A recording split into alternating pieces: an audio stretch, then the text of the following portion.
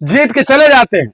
हमारे काका दादा, हमारे खून खानदान के लोग जिनसे हमारा रोटी बेटी का रिश्ता है, उनकी वो सुध नहीं लेते हैं, उन पे वो ध्यान नहीं देते। हमारी जिम्मेदारी बनती है कि हम खुद मैदान में आकर के, खुद चुनावी राजनीति में आकर के, विधायक बन करके अपने लोगों के दुख दर्द में हम शामिल हो खड़े हो। तो इसके लिए हम आए हैं। और आपको भी जानकारी होनी चाहिए कि लम्हुआ विधानसभा से आप जानकारी कर लेना, अभी तक का कोई व्यक्ति सोशल वर्कर जिसने सामाजिक आंदोलन किया हो, सामाजिक कार्यक्रम, समाज निर्माण के कार्य से जुड़ा रहा हो, ऐसा कोई प्रत्याशी अभी तक जो है बड़ी पार्टियों से कोई नहीं आया है। छोटी छोटी पार्टियां जो कम निर्दलीय इस तरह से लोग आए हैं। वीडियो साहब गलत करें बताइए। पहली बार आपके क्षेत्र में सामाजिक आंदोलन से निकला व्यक्ति श्यामलाल निषाद, समाज निर्माण के कार्य में लगा हुआ व्यक्ति श्यामलाल निषाद चुनाव के मैदान में आया है। और इसलिए आया है कि आप ही लोगों की शिकायत है ये कि चुन के बाद चला जात भैया मोहना दिखावत।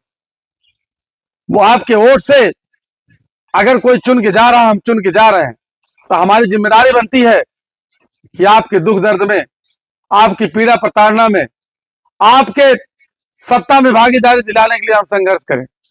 इसकी जानकारी और हम बता दें, जब मैं माननीय अखिलेश यादव जी से मिला, उन्होंने कहा कि आप पार्टी ज्वाइन करिए, आपके आने से बीजेपी कमजोर होगी और जो है समाजवादी पार्टी मजबूत होगी। तो हमने कहा हम पार्टी में आएंगे तो काम कैसे होगा, किस तरह से किया जाएगा। उन्होंने कहा कि कहने को तो कोई कुछ भी कहता रहे, आरोप लगाते भी रहे तरह तरह के, लेकिन सच्चाई यह है कि हम जो है सत्ता में आने के बाद पहला काम है कि जनगणना कराएंगे, जातिगत जनगणना कराएंगे, जात के आधार पर जनगणना कराएंगे। और जिसकी जनगणना में जितनी आबादी होगी उसी हिसाब से हम जो नौकरियों में, उसी हिसाब से उनको हम आरक्षण दे देंगे। खजाना जो है, बजट जो है, हम उसी हिसाब से जनसंख्या के अनुपात में हम बांट देंगे। मतलब कि माननीय कांशीराम साहब का वो फार्मूला कि जिसकी जितनी संख्या भारी उसकी उतनी हिस्सेदारी।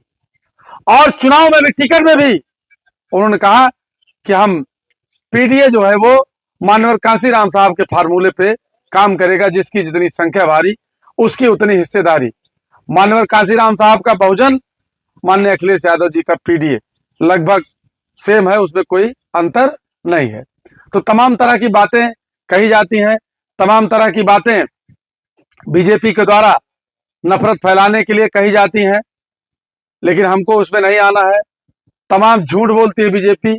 अभी आप लोग देख रहे हैं कि बीजेपी के लोग कहते थे कि राम मंदिर पे गोली चलवाने वाले मुलायम सिंह यादव जी थे। आप लोग सब सुने हैं, कोई बात नहीं है। 35 साल से कहते चले आ रहे हैं कि राम मंदिर पे गोली इन्होंने चलवाया है, और परसों ये कह रहे हैं कि गोली चलाने का आदेश मंत्री नहीं देता, गोली चलाने का आदेश अधिकारी देता है। सोचिए कितना बड़ा दोगलापन इनके अंदर है। अभी तक मंत्री देता था, मुख्यमंत्री देता था, परसों से कह रहे हैं कि मंत्री नहीं देता है, अधिकारी देता है। आप सोचिए, मजिस्ट्रेट देता है। आप सोचिए इनके दोगलेपन की हद आप देखिए। इसी तरीके से यादवों के बारे में तमाम तरह से हम लोगों को गुमराह किए, नफरत पैदा किए कि सब नौकरी यादव खा गए। ये नौकरी यादव खा गए ये बात तो कहे, लेकिन ये नहीं कहे कि आइए नौकरी हम देंगे। इधर बताए नौकरी यादव खा गए, इस बात को लेकर के हमको यादवों से नफरत पैदा की, हमारी यादवों से दूरी बनाए हमारी। लेकिन फिर दूसरी जब दूरी हमारी बन गई, तब इन्होंने कहा कि देश से मुसलमान को खतरा है, चला जोनबा हिंदू राष्ट्र जोनबा बनाई, देश बचाई, हिंदू राष्ट्र बनाई और राम मंदिर चला बनवाई। वो ना कहन कि नौकरी आवा, अगर यदवे खाए ले गए हम देव नौकरी ना, नौकरी की बात ना कहने। नौकरी जो रहबो की, आरक्षण जो रहबो की, उसका ये खत्म करे शुरू कर दिन। पूरा देश की संपत्ति को, देश के संसाधन को ये बेचते चले जा रहे हैं।